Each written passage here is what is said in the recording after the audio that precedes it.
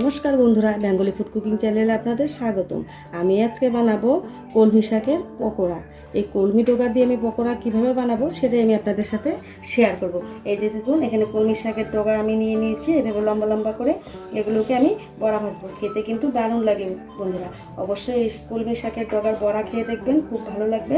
আর ভালো লাগলে অবশ্যই একটা লাইক কমেন্ট শেয়ার করবেন আর সাবস্ক্রাইব করবেন। তো চলুন বন্ধুরা, আমি কিভাবে এই কলমি শাকের ডগার পকোড়া বানাচ্ছি সেটাই আমি আপনাদের সাথে শেয়ার করব। তো বন্ধুরা, এখানে আমি নিয়ে নিয়েছি বেসন। এখানে বেসন 50 গ্রাম আছে। দিয়ে দিব চালের গুঁড়া,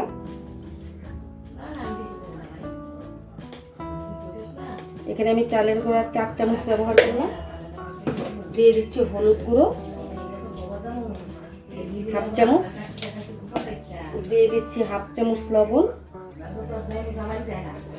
দিয়ে দিচ্ছি কর্নফ্লাওয়ার দিলে পকোড়াটা মুচমুচে হবে, খেতে ভালো লাগবে। দিয়ে দিচ্ছি 1/2 চামচ কর্নফ্লাওয়ার।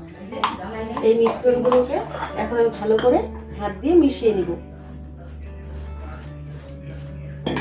দেখুন বন্ধুরা, এভাবে মিশিয়ে নিচ্ছি।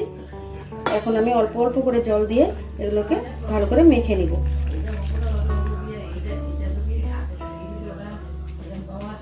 দেখুন এইভাবে বন্ধুরা মেখে নেবেন।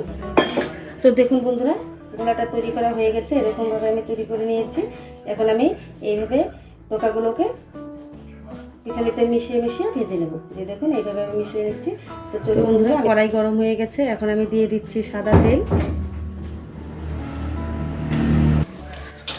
তো দেখুন বন্ধুরা, তেল গরম হয়ে গেছে। এখন আমি কড়াইয়ের চারপাশের তেলগুলো একটু লাগিয়ে নিচ্ছি, তাহলে পকোড়াটা লেগে ধরবে না। এখন আমি একটা একটা করে এইভাবে পকোড়াগুলোকে ভেজে নেব। এই কলমি শাকের পকোড়া খেতে কিন্তু বন্ধুরা খুব ভালো লাগে। অবশ্যই বাড়িতে বানিয়ে খাবেন, দেখবেন খুব ভালো লাগবে। আর ভালো লাগলে অবশ্যই একটা লাইক কমেন্ট শেয়ার করুন, সাবস্ক্রাইব করুন। তো এইভাবে আমি সবগুলো পকোড়া ভেজে নেব।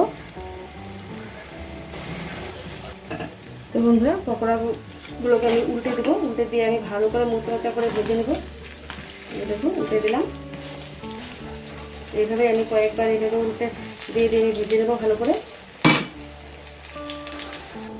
তো দেখুন বন্ধুরা, পকোড়াগুলো ভাজা হয়ে গেছে। এখন আমি একটা পাত্রে নামিয়ে নিয়ে আরও যে পকোড়াগুলো আছে পাতা কলমি শাকের ডোকাগুলো, সেগুলো আমি এইভাবেই ভেজে নেব। Thank you for watching this video.